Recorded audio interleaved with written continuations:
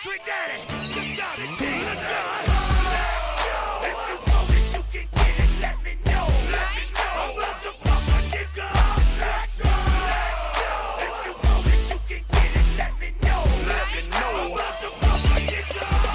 Hello, everybody, and welcome to Back to Broad Sports. Brothers' reactions, opinions, Denver sports. We are excited to be here today doing our first full-length podcast with you. Once again, I am Derek. And I am Luke. And we are ready to talk some more Denver sports.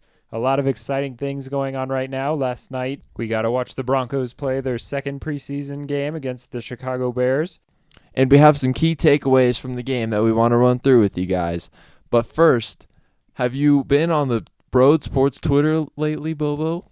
I have. I definitely have to give a big shout out to the Denver Nuggets, one of the first official followers of Broad Sports on our Twitter account right now. If you don't believe me, please feel free. Go check us out at BRODSPORTS, Broad Sports. We've got like 6 or 7 followers, but no joke. Denver Nuggets. They love Official us. Denver Nuggets. Big shout out. It's awesome. So anyway, let's just get right back into it and go Broncos from here. I think off the bat, obviously the biggest takeaway from last night's game against the Bears is how much better the starters looked. The starters were night and day compared to last week against Minnesota. However, I think it's important that we have to factor in the fact they're playing the Chicago Bears, where last week they were playing the Minnesota Vikings, who are potentially a Super Bowl contending NFC team, where the Bears are probably going to be lucky to win 6 games this year. The Bears could be honestly a bottom 5 team this next year, like in the league. Exactly. So we have to keep that in mind. The Broncos looked a lot better, but look at the opponent that they were playing, because that really could impact how they actually will be this year. Bears fans might be worried about this team. Mitch Trubisky needs to have a big year this year to show some potential, but he did not look very good last night. And that defense, when the Vikings are locking us down, we can't even get a first down, and Broncos all of a sudden get it going against the Bears defense. I wouldn't be too excited if I was a Bears fan last night. But anyway, we're here to talk Broncos, and I got to say, I felt like the key takeaways last night was that our running game actually looked decent. Our offensive line was looking a little suspect. Keenum had a few too many overthrows for my liking. He definitely didn't look very sharp. There was at least 3 or 4 passes in the first half where he definitely overthrew the wide receiver. Specifically, there was one in the end zone to Emmanuel Sanders that just right over his head, wide open, didn't read it quick enough, just overthrow out of the back of the end zone. That's the sort of stuff that we're not going to be able to do against a better team during the regular season. I don't know about you, Luke, if you had same thoughts. I mean, he can't be doing that in the regular season. He's just gotta hit him in the chest, you know? DT's not gonna catch it when it's over his head. Exactly. I think I don't want to be negative on Keenum because it's just preseason, but I think we might be seeing why the Vikings switched over and went and got Kirk Cousins this offseason, and they were willing to let go of Keenum. Let's just pray that last year his great season last year is not just a fluke, and that he can do something this year too. Exactly.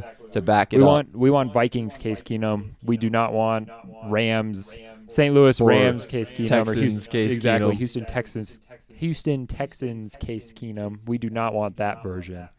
So just something to note, but hopefully it was just an off night for him, or a couple off drives. I do want to bring up the receivers, though. The receivers looked pretty good last night, and including Jeff Hireman. Yeah, that's a good point. It was nice to see a tight end who actually was mixing it up. He had that awesome stiff arm where he threw the guy just straight down. He literally just picked the guy up and threw him to the ground. Yep, exactly. That play is going to get him on the team this year, honestly, I think. It definitely could, especially because we haven't seen anything from Jake Butt. I don't even think he's caught one pass this preseason. Yeah, it's like Hireman and that Lacoste. That's what his name is. Those have been the only 2 tight ends that we've seen contributing to the team so far in preseason. Well, once again, it is only the second week. It's early. But Jake Butt hasn't done anything yet.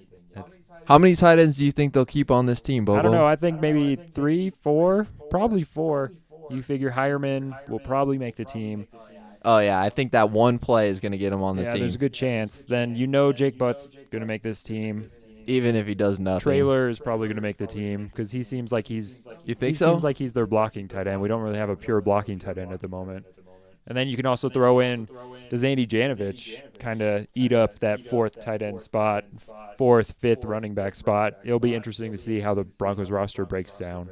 But Yeah, I mean, I know Vance Joseph talks about how much he loves Janovich, but yeah, exactly. So I don't know. We'll see how it goes. Another huge position that seems like to me that this is going to be the huge positional weakness for this Broncos football team all year is definitely the cornerback. I know last night Chris Harris did not play, so it kind of gave the Broncos a good opportunity to look at the depth on this team at cornerback. And I have to say I was not impressed. I think this is going to be our weakest point on the team. I think we are going to see good quarterbacks come in and just light us up. The no-fly zone days, I think those are long over. well, it'll be a great test just week 1 against Russell Wilson. He's one of the best quarterbacks in the league. And if Isaac Yiadom is our third cornerback, he's just going to be getting torched. Yeah, that's true. That's very true. Even with the Seahawks, they don't exactly have a stellar receiving corps. It's kind of just Doug Baldwin at this point. But it'll be very interesting to see what a good quarterback can do against us. I was very disappointed in Yiadom last night. I don't know about you. Yeah, he was very disappointing. And it's like Roby is already going to be a question mark for this season.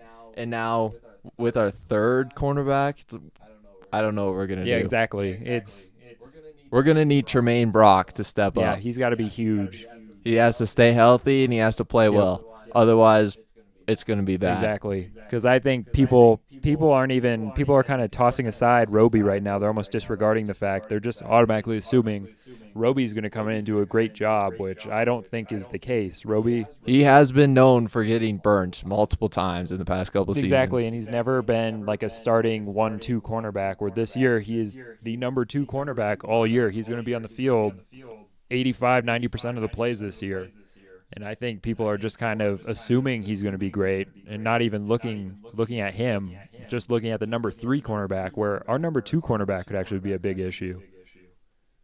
It's very true, but how do you feel about Justin Simmons? Well, Do you think he can like go man to man on somebody and lock someone down? I think he definitely has the body for it, and I think he has the skill set. But what worries me is that we seem to be almost Our lack of safety. yeah, net? exactly. We're thin at safety right now. We've had a couple injuries already, like Especially just like Will Parks. yeah, yesterday. Will Parks, Carter got hurt. Like they've already lost at least 2 safeties. Sua Cravens, who knows what that guy's doing? He's probably contemplating retirement.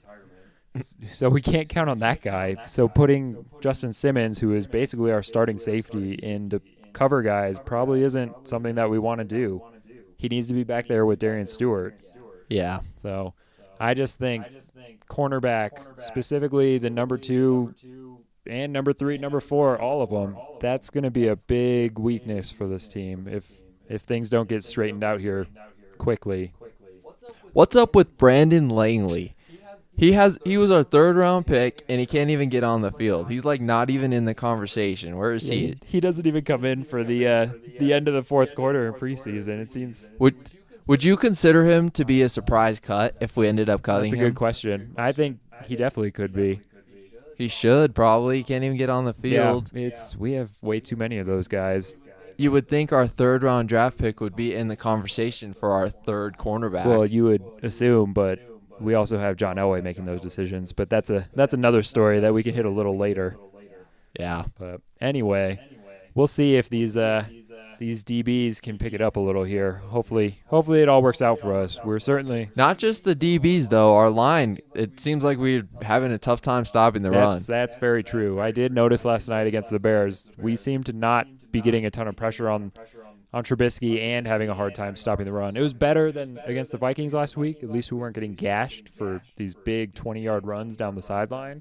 True. But at the same time, I think our defensive line, our front 7, might be a little overrated. I know Broncos country doesn't like to hear that, but I think the truth hurts.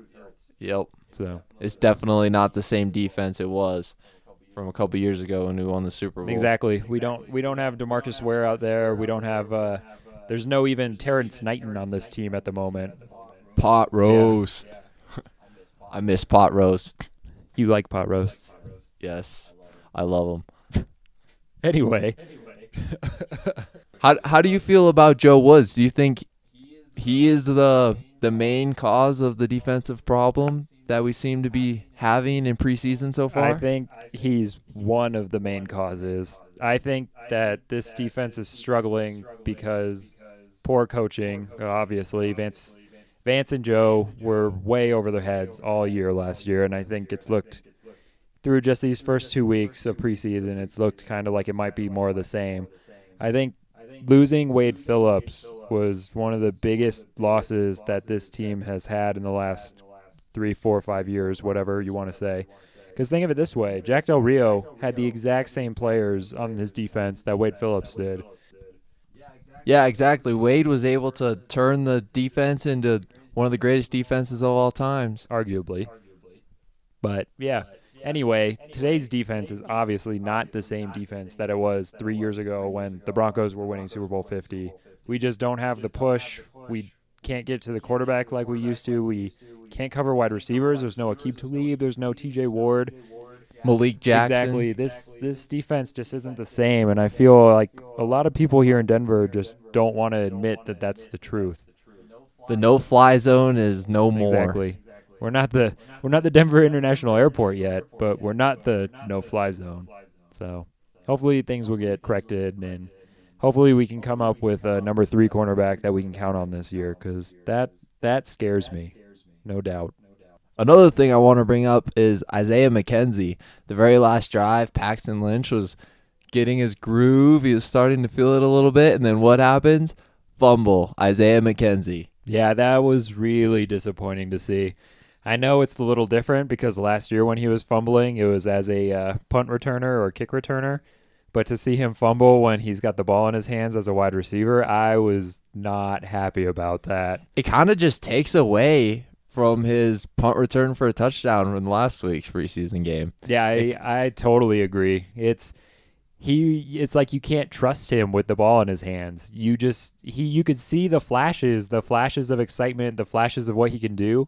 But you can't trust him because last night you literally just saw the defensive back. It was just a big punch, just right on the ball, just boom, trying to do too much. New number, new year, save McKenzie. Exactly. That's classic. That should be the motto. What's your opinion? Do you think he's going to make the team or not? You know, honestly, I don't think he's going to make the team, especially the way Philip Lindsay has looked. I think Philip Lindsay is going to be a lock to make this team. That's a good point. I kind of agree with you. He has all the support because he went to CU. Everybody loves Philip Lindsay, the local guy who from the Denver high schools.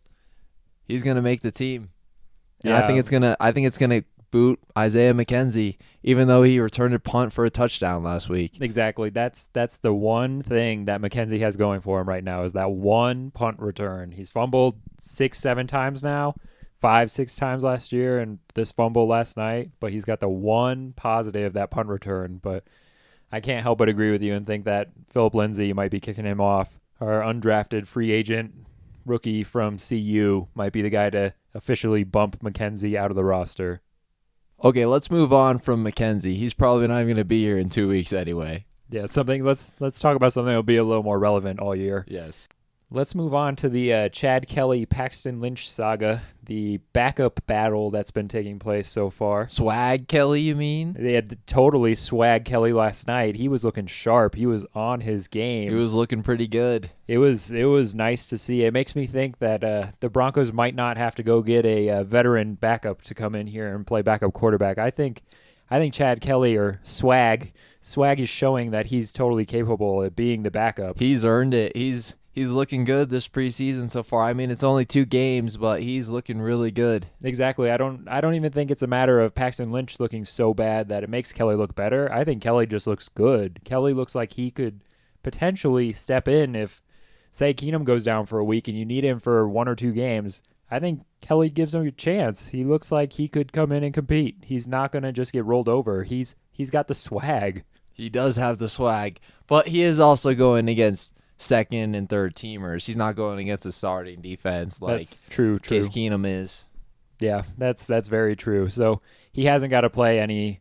These guys that he's lighting up, they aren't exactly starters on other NFL rosters. But Because I have noticed he doesn't have the greatest touch on the ball. He he's kind of like Cam Newton. He just kind of throws it as hard as he can. You know, he just rocks back and he has swag. That's true. He just rocks back and rips them in there. The rocket pass. I felt like that was on display last night when that deep ball that he threw to Tim Patrick and that could have been a touchdown. Exactly. Instead, it was an amazing catch. Tim Patrick. That's a guy. Speaking of him, I don't mean to change the subject, but that's a guy I really hope makes this team. That jump over the defensive back and bail out, catch the ball. That was awesome. The Broncos, they're really deep at receiver right now. Yeah. That's another reason why I don't think McKenzie will make the team, but Tim Patrick looked really good. Exactly. But at the same time, Tim Patrick looked really good on that play because it was a poor throw by Chad Kelly. If Chad throws it a nice Joe Flacco rainbow circa 2012. Oh, don't bring up Joe Flacco. Drop it. Not here at the Broncos country. Can't do that. Exactly. What is that all about? If he drops that right in the basket, that's a swag to Patrick touchdown all the way. Hit him in stride, he's gone. But anyway, I think Chad's showing a lot of promise in these first 2 weeks, and I'm really excited for him. For all you know, he is the quarterback of the future for the Denver Broncos. He might just be sitting there at backup right now. That would be amazing if that really happens. Exactly. But anyway, let's move on to the second portion of the. Wait, before we move on to the second portion, I want to ask you. So we have 4 locks at receiver right now, and we're probably going to keep only 6. So we have DT, we have Sanders, then we have Sutton, and then we have Deshaun Hamilton, who are automatically going to make the team. Who do you think the last 2 will be? So my opinion, I think Tim Patrick's the obvious number 5. I think he's shown a lot in training camp this year and in these preseason games. I think he's making some tough catches. He looks the part. He looks like he could be your number 3 receiver, really. But he didn't really do a whole lot in week 1. Well, yeah, but that's true. But in all training camp, he's been making the tough plays in these practices against the Bears while they were here this past week. He was making the catches. He's just shown that he belongs. He's an NFL caliber receiver. So I think he's the obvious number 5. I think when you get into the 6th wide receiver, that's where it gets really tough. You also have to consider that Jordan Taylor, he's physically unable to perform right now. Yeah, that's but true. He is still on this team. Sunshine will come back at some point. So do they kind of keep the door open and wait for Sunshine to be the number 6, or could we even see could the running backs take that 6th spot from the wide receivers? Like, could Phillip Lindsay kind of take that 6th wide receiver spot off the depth chart? Because for all you know, there could be 5 running backs on this team, including Andy Janovich. So I think the offensive depth chart is really up in the air right now. So I don't feel comfortable putting a name on that 6th wide receiver spot because of that. Good point. So anyway, let's get back to Paxton Lynch, the second piece of the backup quarterback battle. I think last night he really cemented the fact that he is a complete bust. He does not belong on this team. There's no way that he should be the number 2 quarterback on this team. And if he's even on the roster, I think it's... Broncos country is going to lose it if he's still on this roster. I honestly think that they're going to cut him before preseason's even over just to get rid of him now and have the distraction gone. Yeah, I think that's probably the smart bet, but I think Elway is not going to be willing to do that because Elway isn't exactly known for swallowing his pride. He wants to give him every single chance to possibly win the second string back. Exactly. We saw this last year, and when they played San Francisco, Simeon's killing Lynch in the quarterback battle all preseason, all training camp, and then Paxton Lynch is given a game to start at quarterback just because Elway wants to see him win. And I think this is another case where it's gonna come down to the fact, is Elway willing to admit a huge mistake that he drafted a first-round quarterback that's a complete bust. There's no nice way of saying it. He does not belong. It's a bust. Bad pick. There's a reason why the fans were booing last night. It's not just Paxton Lynch. They're booing Elway. I mean, I was booing my TV last night. I didn't want to see him. I wanted to see some more swag. Exactly. I feel like people need to understand that, and I think they're starting to come around to it, that it's not necessarily Paxton Lynch that people are booing and that they think that he is the one who's underperforming. It's John Elway. John Elway is the one that's underperforming. I felt like those boos last night were directed at Elway. People are booing the idea of the pick that Paxton Lynch represents, that Elway made this first round pick. He traded up. He traded into the first round to get Paxton Lynch. It's Paxton Lynch's fault that he's not very good and he doesn't seem to take things seriously. But it's Elway. Elway is the one who picked him. The same way Elway is the one who picked all these other players. Carlos Henderson hasn't even reported to camp yet. His career is over. He is done before it even started. He was a third-round pick last year. Third round. That's a guy who should be contributing to this team, just like Brandon Langley. He can't even show up to practice. Exactly. Another guy. Brandon Langley doesn't even get in the end of the fourth quarter for preseason. Like, there are so many bad picks that Elway has made, and I feel like the fans are finally starting to awaken to that idea. Like Carlos Henderson, Brandon Langley, Monte Ball, DeMarcus Walker, Sylvester Williams. Well, you can't give up on Walker yet. That's true. That was a coaching. We had bad coaches playing him at linebacker when he played defensive tackle, defensive end at Florida State. So I can't say he's a bust yet, but Adam Gotsis, like, go through the list. Gotsis wasn't terrible last year. He actually was probably one of the bright spots on our defense. Maybe, but Elway has just not made good picks. We have had 5 years of bad picks. Sure, he picked Von Miller, but we had the second pick in the draft. Cam Newton goes number 1, and then what? Oh, there's a once-in-a-generation defensive end that's available this year. I guess I'll take him. Like, you can't give Elway credit for Von Miller and just ignore the fact that every other year our draft classes are awful. Absolutely terrible. We have no youth on this team that contributes. Hopefully this season will be better, but the last 5, look at it. We have nobody on this roster. Name an offensive player that the Broncos drafted after Von Miller. I'll wait. You can't. Jeff Heuerman? Yeah, thank you. Prove the point. Thank you. I can't help but feel like this is a make-or-break year for John Elway himself. I think this is the year where it's kind of like, okay, you have put us in such a hole with these bad draft classes. You need to have a hit. You need Cortland Sutton to turn into a superstar wide receiver. You need Josie Jewell to be a guy who contributes on our defense and gets regular playing time. Bradley Chubb, he needs to contribute just as much. Exactly. He's another one. Number 5 pick. Yeah, 5th overall in the draft. He's got to be a superstar. This is the year for Elway. It's make or break at this point because he hasn't done his job. Let's be real. Say it straight up. He hasn't done his job when it comes to the draft. He gets these free agents, but we don't know how to draft, and that's been a big issue. That's why this team has been heading downhill the last few years. So I got to say, at this point, do you even think that we'd be able to trade Paxton Lynch, or is he just gone? He's just going to be cut.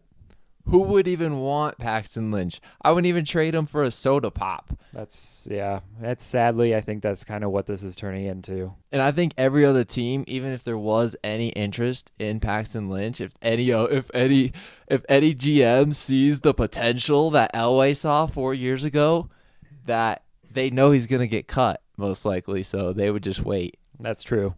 It's kind of funny. You got to look back at that draft and think, remember the Jerry Jones and the Dallas Cowboys were trying to trade for him to get in, and Elway jumped up and got him. Jerry Jones gets Dak Prescott, and we get Paxton Lynch. I remember watching the draft with you that night, Bobo. Do you remember what I was saying about Paxton Lynch the second they picked him? Well, we both were. We both knew he didn't have an NFL future. Everyone in Denver was so happy and so excited to see our new future quarterback. He's 6'7". He's so athletic. His arms are long. He's tall. He can throw a ball far. He's tall. He's tall. But everyone was so excited to see the future quarterback. But I had no hope for him at all. Because what I did, I was watching his best game in college ever. It was against Ole Miss. It was Chad Kelly versus Paxton Lynch. Paxton Lynch ends up throwing for like 430 yards or something. This was the big hype game that got him drafted. I remember watching the highlights of that game, and every single play, Paxton Lynch would throw like a screen to like the running back or a bubble screen to the wide receiver, and then the wide receivers would break an 80-yard touchdown. Like, he gets all of his yards. Their throws were like over their head or almost hitting the ground, and they would just break it for an 80-yard touchdown. He ended up with like 430 yards, and every single play was from a screen pass that ended up in an 80-yard touchdown. Yeah, I feel like people overlook the fact that they don't play the same type of football in college that they do in the NFL, and scouts seem to just totally overlook that, and they just get enamored with these big physical specimen. Patrick Mahomes, Paxton Lynch, look at them. There's plenty. Josh Allen potentially this year. They don't come from necessarily a pro-style offense, and that just their skills just can't translate sometimes in the NFL, and I think Paxton Lynch is the perfect example of that. Have you heard the rumors about people wanting to see Paxton Lynch change his position, like sort of like Tim Tebow at the end of his career? Yeah, those people are just dumb. Let's be real. Yep. At tight end, can you imagine Paxton Lynch blocking No. or catching a pass? No, there's no way. He's not he doesn't have the same physical body, the physical gifts that Tim Tebow has. He has noodle arms. Ex- He's a lengthy guy. He's like 6'7", probably 170. Exactly. This isn't a body that translates to any other position in the National Football League. Maybe like punter. Exactly. Yeah, kicker. That's about it. That's Paxton Lynch's future career in the NFL. The kicker. He's the kicker. He's gonna be a future kicker. Maybe he can hang out with Marquette King a little. They can go through some drills and practice. That's where it is for Paxton. Would that be worth a first round pick if Paxton became our great kicker for the next 10 years? I think you just answered the question yourself. Obviously not. So I don't know. I would take a great kicker for the next 10 years for that first pick instead of just cutting him. yeah, but we have one. So this is just a mute point at this McMiss. point. McMiss. So You think McMiss is gonna have a good year this year? it's too early to say. Last year he was missing way too many from inside 40. He also had no opportunities for clutch kicks. That's true. So no one really thinks about McManus last year because we were just so bad. Exactly. He was just bad on bad. The bad kicker on the bad team. So I feel like hopefully the Broncos will be relevant enough this year that Brandon McManus Has some opportunities for some clutch kicks. exactly that he gets the opportunity to make a name of himself again. But we'll see. Hopefully, let's go back to that 2015 playoff run, McManus, where he went, I think, 10 for 10. So, but I don't know. Yeah. I'm not a believer. Yeah, either am I. Let's get into kind of what we want to see next week against the Redskins from the Broncos. I know what I'm looking for. These starters are going to play probably the entire first half. I doubt they'll come out after halftime, but maybe they will for a drive or two. I want to see somebody on offense contribute. I want to see Demaryius Thomas or Emmanuel Sanders, Royce Freeman, Devontae Booker. I want to see somebody have a great first half. Even Case Keenum, I just want to see like what we can expect from this team because week 3 of preseason, that's the only preseason game that really matters, I feel like. And it'll be nice. We're playing a little better team. We're not playing the Bears in week 3. We're playing the Redskins, who potentially they could be an 8-8 team with Alex Smith. Alex Smith, yeah. Most underrated quarterback in the NFL, in my opinion. The Chiefs are going to regret getting rid of him. That's true. When they're 2-14 this year and Patrick Mahomes looks like Paxton Lynch, they're not going to be happy that they got rid of Alex Smith. This could be Andy Reid's last year in Kansas City for sure. Yep. But anyway, I'd also like to see our defense. I want to see some improvements. As we hit on earlier, that third cornerback position, it'll be nice. I want to see Chris Harris play so Harris and Roby can get time together.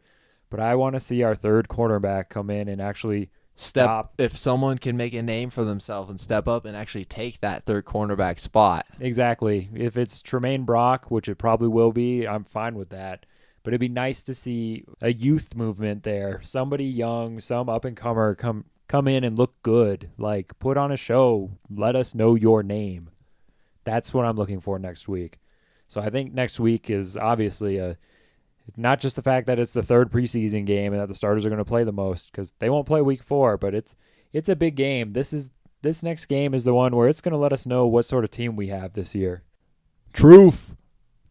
Oh, so Bobo, I just got some breaking news. So what is that? I'm looking at our Twitter right now at Broad Sports, and Avalanche Forever followed us. Oh, big time. Now we have the Nuggets, the official Nuggets, and Avalanche Forever. Thank you, Avalanche Forever. Shout out to Avalanche Forever. He means a lot to us. Also, can't forget our first true follower, the Objective Homer. Always remember that guy.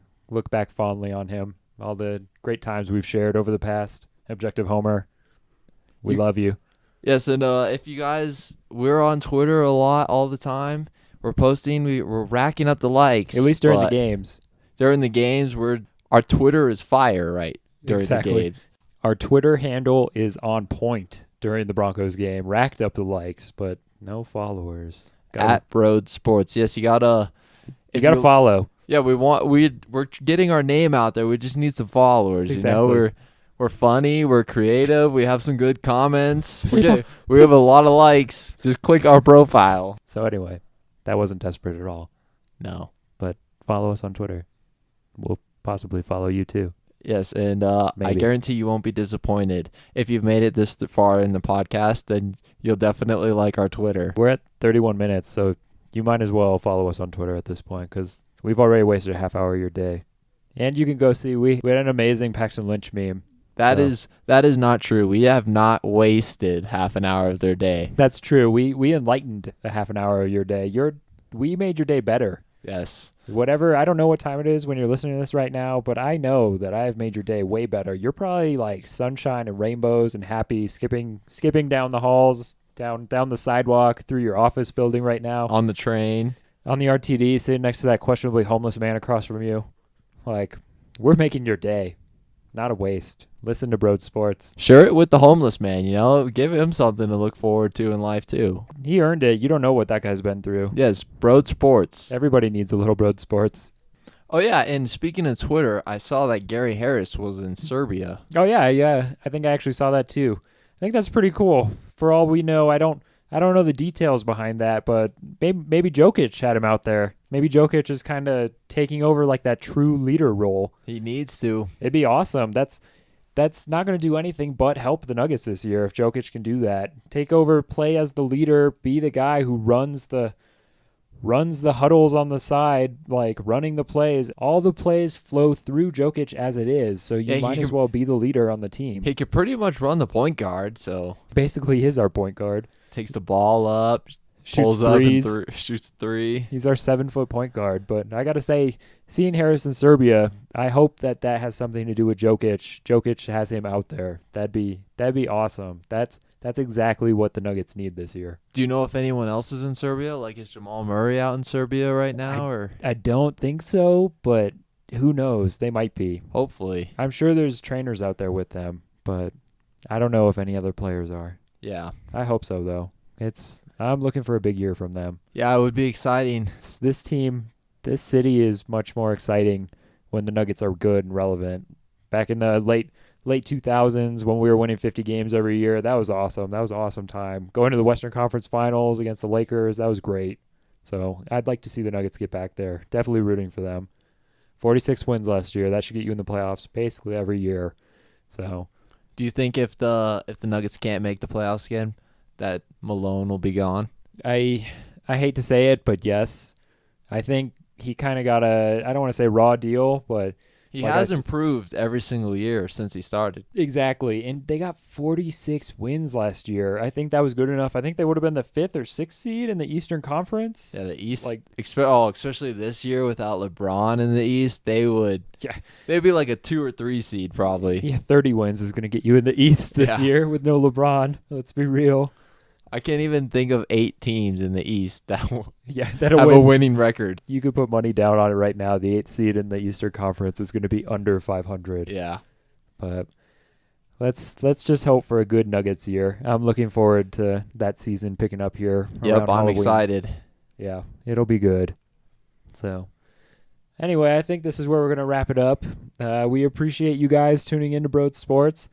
Like we said earlier, check us out on Twitter. Right now we're just on YouTube. We are patiently waiting for this to get approved on iTunes, and then we'll also have it on Google Play. We've already submitted it to iTunes. We're just waiting for them to approve us. So that way you guys will be able to download it and take us on the go instead of being stuck streaming on YouTube. Not that we hate YouTube. YouTube, we like you. I'm a big fan of YouTube. Yes, I like YouTube. I'm on YouTube like every night before I go to bed. YouTube's the best. It is the best. But anyway, that way we don't eat your data. because we're nice. Yes. We care about your data. You need headphones on the train. You can't just not have headphones on the train. Otherwise, the homeless people will try to talk to you. That's also So true. you need to be listening to something. True fact. At Broad Sports. Yes. Or following us on Twitter, remember? Yes. Maybe we'll have an Instagram at some point too, but Instagram, we're a little behind on that one, and Instagram seems pretty difficult to use. So. Yes. So anyway, I think this is where we're going to wrap up for the week. Thank you, everybody who's listening and tuning into Broad Sports. Thank you, City of Denver. Hope you all have a great week.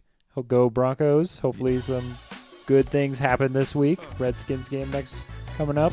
Let's get it done. Yep. Thank you, everybody. Have a great day. Bye. I gotta make it to heaven. I'm going through hell. Gotta make it to heaven. Gotta make it to heaven. I gotta make it to heaven. I'm going through hell. I gotta make it to heaven. I hope I make it to heaven. Some say I'm paranoid. I say I'm careful. I choose my friends. I've been to ICU once. I ain't going again.